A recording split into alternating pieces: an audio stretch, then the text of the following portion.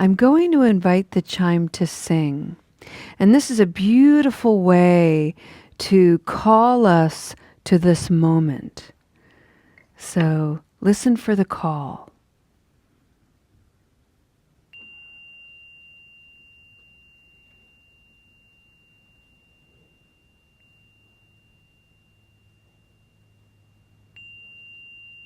Welcome, everyone. This is Recovery Dharma, and my name is Julia. I'm one of the facilitators in this amazing community of people.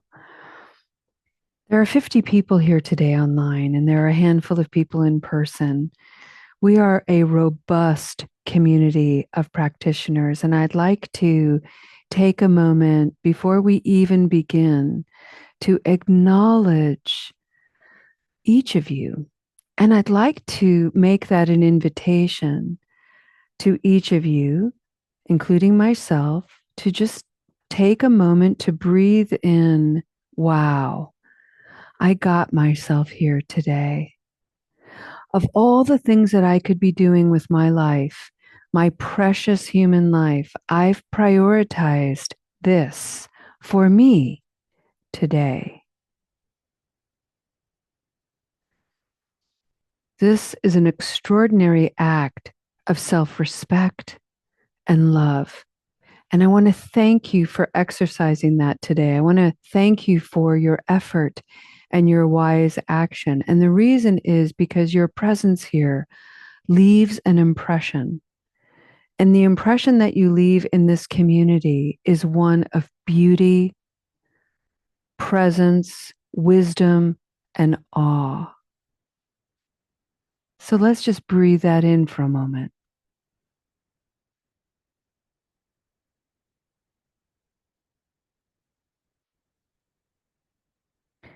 I'd like to share with you a sentiment of metta, loving kindness. I paint these little paintings on large sheets of paper, and then I chop them up into smaller pieces. And on the back, I write sentiments of metta. This is just a way of dropping a little seed of goodness into the practice. This one reads, may I dare to determine my own way. May I dare to determine my own way.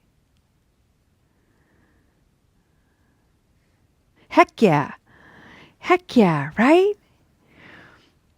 We are so strong and powerful. So let's drop into that a little bit. And I'm going to close my eyes because I want to share something with you today. I want to share some imagery. I alluded to it yesterday of what we were going to do today. Friends, for many of you who are here for the first time, for the month of March, we've been exploring the third noble truth in Buddhism. We've already talked about in January the first noble truth, which is there is discomfort in our lives. Traditionally, the terminology is there is suffering, but I find that quite heavy-handed.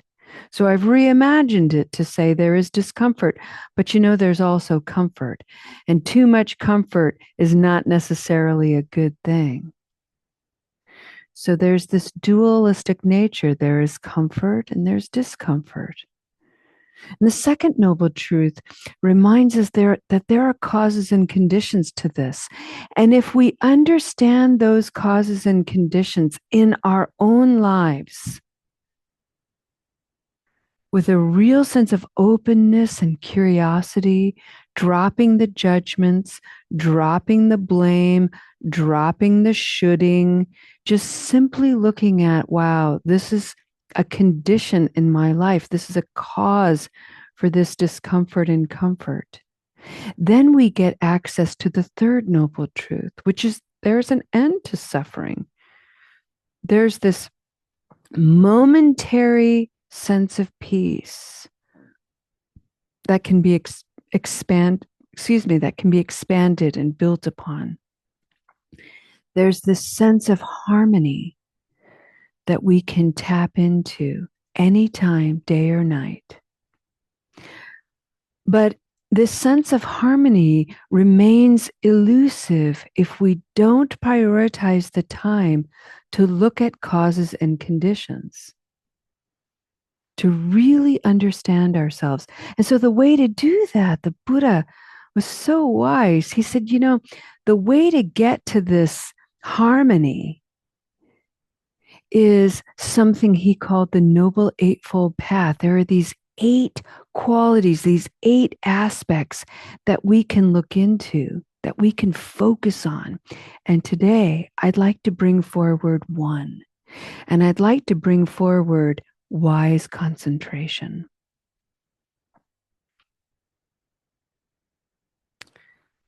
Now, there's a Buddhist parable that's very famous.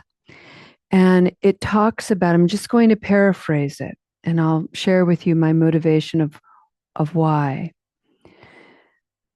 The parable is, in paraphrase, is about a guy who's about to be executed, but the king or the lord of this village is feeling merciful.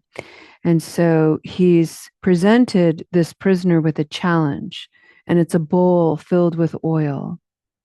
And he says to this prisoner, dude, if you can carry this bowl filled with oil from point A to point B without spilling a drop in front of all these people, because it's like this public event, I'll spare your life. If not, you will be executed. So you can imagine this guy's life's on the line. So, of course, he's got this single pointed concentration. He's completely focused on this bowl. His life is depending on it. And that's the example, that's the image of how to gain access to this level of concentration, single pointed concentration. However, in my mind and heart, and in my first person experience, I don't want that level of violence to motivate my capacity and my ability to cultivate concentration. So I'd like to bring forward a different image, something that feels more nurturing and yet nevertheless motivating. So I'd like to imagine and invite you to imagine with me that you're outside and you've come across another living being, maybe a bird or a cat or a dog, a puppy or a skunk or a coyote, just whatever, a turtle. It can be anything, or a plant even that's been uprooted.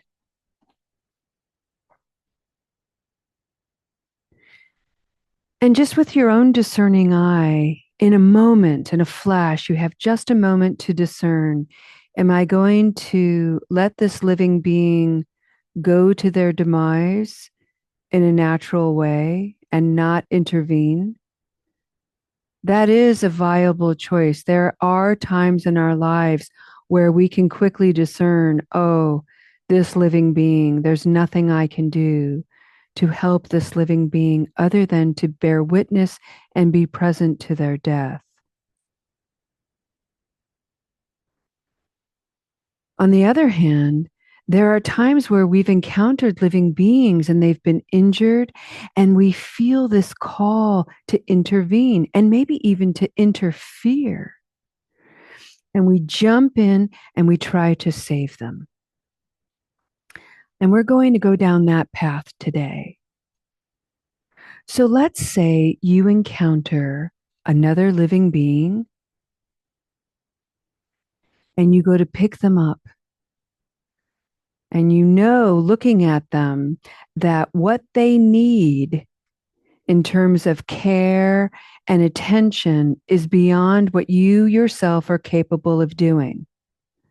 But you have the resources, the time, and the ability to take this living being to the experts, to the people who could provide the care that this living being needs. You are serving as an intermediary. So you go and you pick up this being, you cup them in your hands. And mind you, when you do so, every little movement that you make causes excruciating pain to this living being, and they cry out in pain. They may even snarl. If it's a cat, they may hiss and try to scratch you. In their defense, they are in pain. They feel threatened and afraid.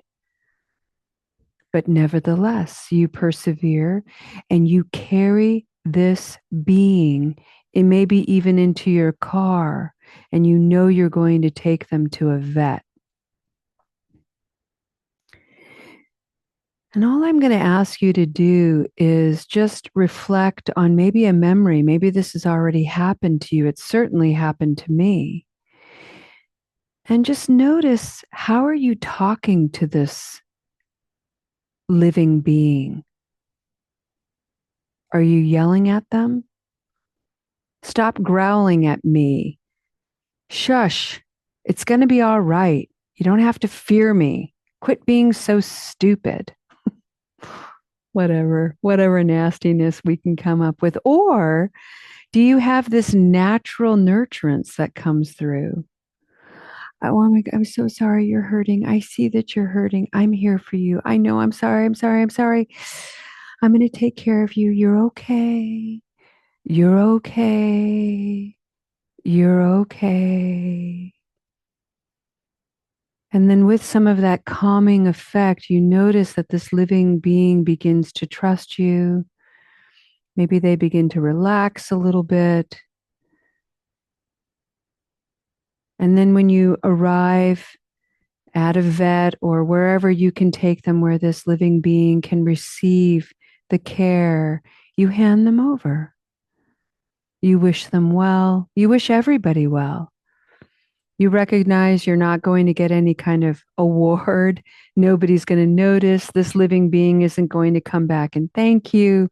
But there's something about the effort here. There's something about the call to help a living being that's been injured and is in need. And you stumbled across their path, and you're going to answer that call. And just notice that when you're in the process of doing this, nothing else matters. The bills you need to pay, the taxes you need to do, the watering that needs to get done, the shopping list that needs to go on, the anxieties of this, that, and the other thing, all fall away for this present moment awareness of this living being.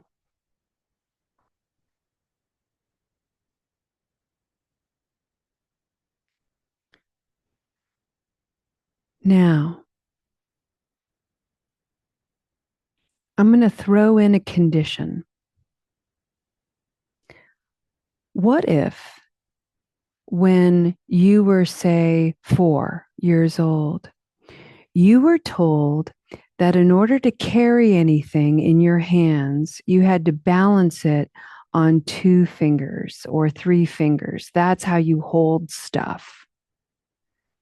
That's how you carry stuff, by balancing things on your fingertips. It feels weird, it feels wrong, but that's what you were taught to do. And let's say you questioned it and you were like, really, this feels weird. And the next thing you know, you got slapped in the face for it. And what do you think happened in that moment? In that moment, the mind is conditioned to say, if I question anything, I'm going to get hurt. If I doubt anything, I'm going to get hurt. If I'm curious about anything, I'm going to get hurt. And if you replay that memory over and over and over again, that traumatic scar that stays in the body and in the mind will haunt you for all of your days. So you never question that until today. Until today, where we are invited by chance, with this sentiment of metta to determine our own way. And you go and you pick up that living being, trying to balance them on your fingertips, and it's causing them excruciating pain. And you decide, no, screw this. I'm going to hold this living being in a new way. I'm going to do it my way.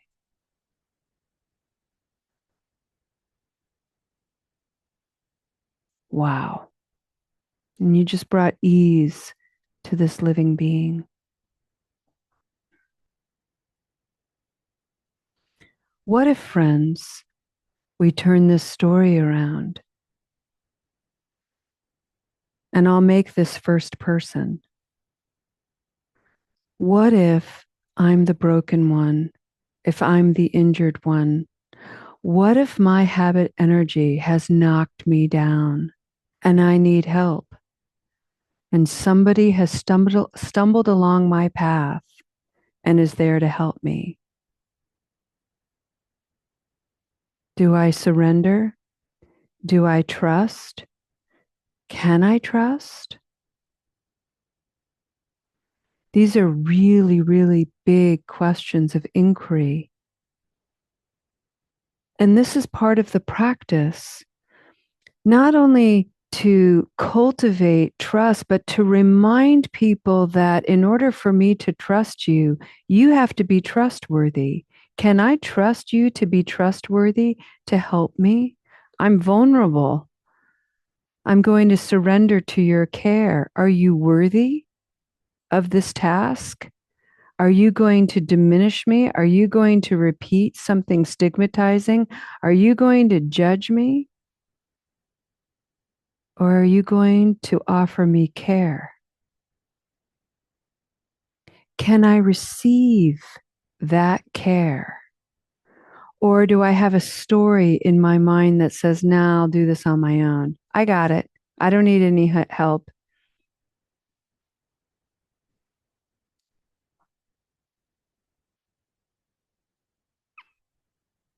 This is an invitation when presented with these real life scenarios to concentrate the mind. Who is offering me help? Can I ask them to be worthy of my trust? Can I ask them to see me, to care for me, to love me? And in doing so, this is an act of extraordinary self-respect and self-care. There have been times in my life where I could not care for myself. I needed help and I didn't want it, but I got it anyway. And thank goodness, most of the time, the people who cared for me, I trusted. They were trustworthy. So this is an aspiration to, in ourselves, cultivate the very level of trust that we seek in others.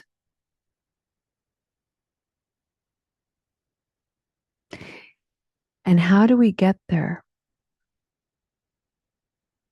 By understanding the conditions of our lives in full harmony, in full balance, the good, the bad, the neutral. And there's a wonderful image to consider. And this is how I'm going to end our practice today. In my one hand, my Buddha nature. And let's say my Buddha nature in my one hand is positive. In my other hand, my Buddha nature. And in this hand are all my shadow qualities, all my darkness, all my mess and chaos, all the negativity. And I'm going to bring my hands together in a very specific way. I'm going to bring my hands together by putting the base of my palms together.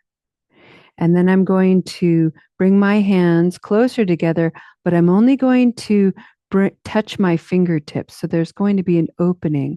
This is a lotus bud. And in the middle of this, being held in the space of my whole Buddha nature, is you, held in respect, love, and care. And if you're holding this posture, you're holding me in respect, love, and care. Breathing in the Buddha nature of harmony within each of us. Breathing out respect, love, care. Breathing in Buddha nature within each of us. Breathing out respect, love, and care. This is a concentrated effort, friends. It is a practice. And your precious human life and all precious life is worthy, is valuable of this level of concentrated care.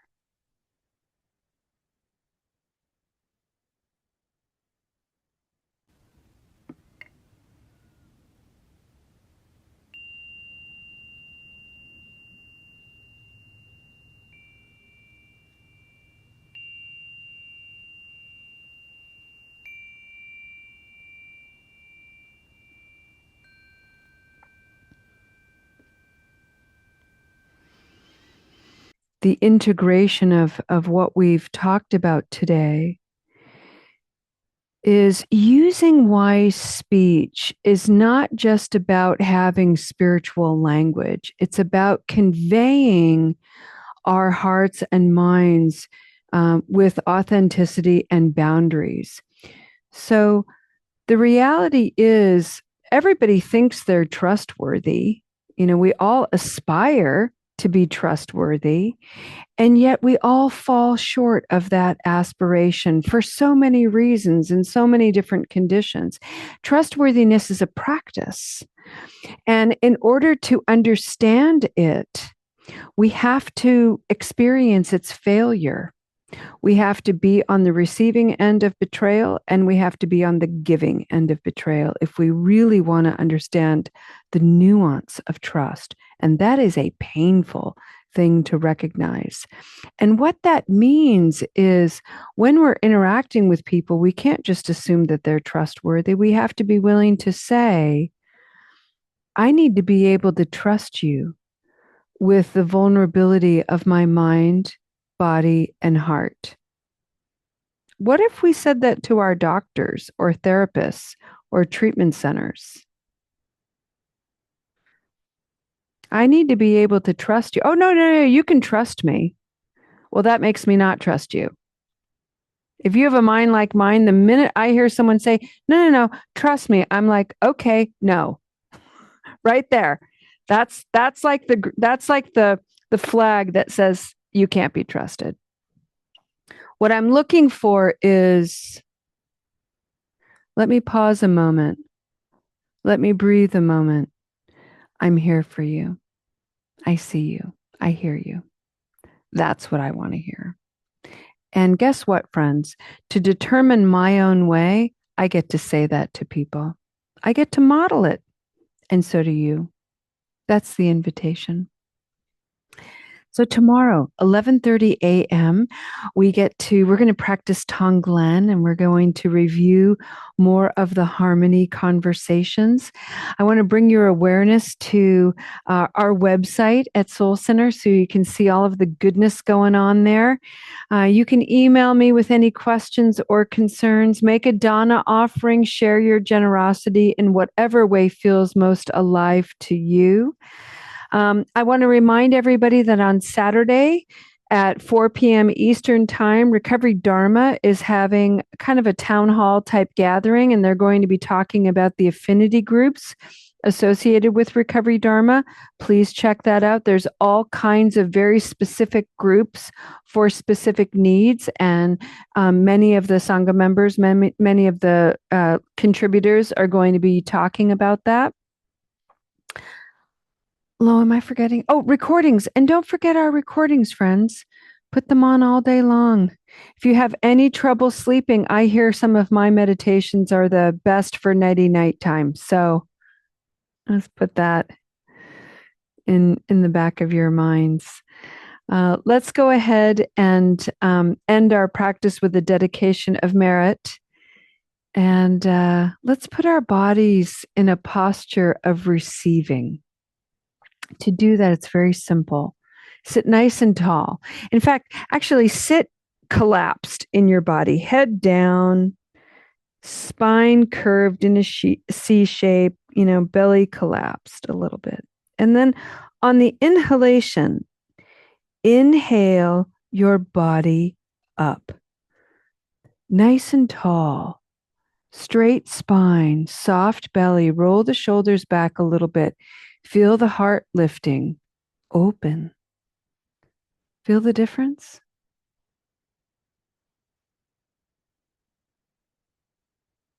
Wise concentration. It doesn't have to be all the time, 24/7. In fact, wise concentration need only be for a moment. Bring your whole self to the moment. Breathing in, breathing out is but one way. All the ways that you can concentrate your life to understand the causes and conditions of whatever is bringing you confusion, distress, misery, are limited only by your imagination. So let us repeat the sentiment of metta that framed this practice. May I dare to determine my own way. And I would add, and may you trust your knowing. You are held. You are held in the limitless presence of Buddha nature. Have a wonderful, wonderful day today, friends. I hope to see you tomorrow. If not, have a beautiful, beautiful day and weekend. May you be well. Namaste.